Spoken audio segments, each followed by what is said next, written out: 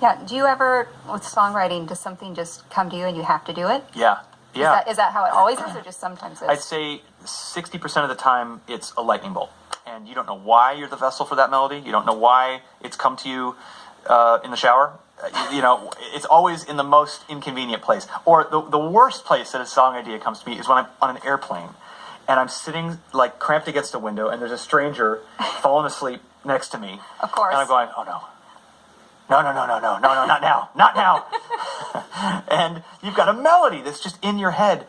And so you just kind of have to slowly, like, take your iPhone out and be like, You do that? That's so cool. I will, like, mumble gibberish in a melody into the phone. And then sometimes if I know I need a chord, and I know that there are chords that go underneath that melody, because you can sing the top line into your phone, right. but then you could totally forget by the end of the day what the chords were under that top line. So first I'll sing the gibberish of the melody, main melody, and then I'll sing the 3 or 4 notes of the chords in progression afterwards in my notes, and be like da da da da da da da da da da da da da, and then I'll take that home, and I'll play it, and I'll sit at the piano. And then I'll try and refigure out what it was that I was thinking in that moment. And then I'll re-record at the piano. And then I'll give that, I'll present that at a writing session or something. You start feeling melodies in your head. When I was a child. Really? Yeah, I was. Seriously? Yes, absolutely. I always had melodies. Music was my language that I was most comfortable with. I played by ear. I got that from my dad. He played jazz trumpet and still plays piano and is an amazing musician. But I had melodies. I just didn't know what they were at the time. I would sit down at the piano after school. I'd have a crappy day at school.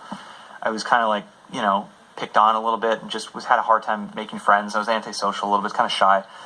And so I'd go home and I'd sit at the piano and like just playing melodies, just improvising. My parents would just leave me alone, and they would just, because I'd get really insecure about it. And so they would just go upstairs. They'd hear, oh, Josh is playing piano. Let's leave him alone. Because they knew it was therapy for me. They knew it was my way of expressing myself, even if it wasn't to anybody. It was just my way of getting it out. It's why, and we can talk about it, but it's so vitally important that kids get an instrument in their hands, that they get that opportunity to express themselves. Because that piano in my parents' living room saved my life. It saved my life.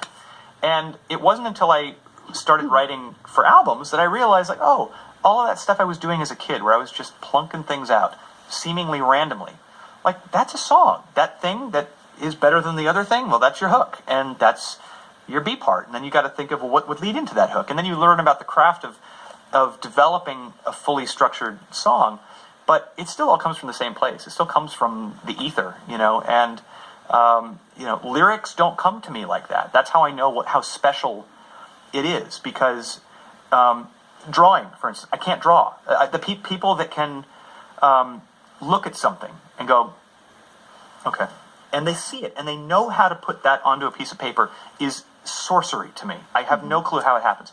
But my thing that came naturally was melody, was music. And so I'm very lucky that was the case, and I'm very lucky that I've been able to co-write with people who've helped me bring the lyrical side of what I want to say into it, because otherwise I just sing in gibberish, and then I get people to help me figure out what the gibberish actually meant.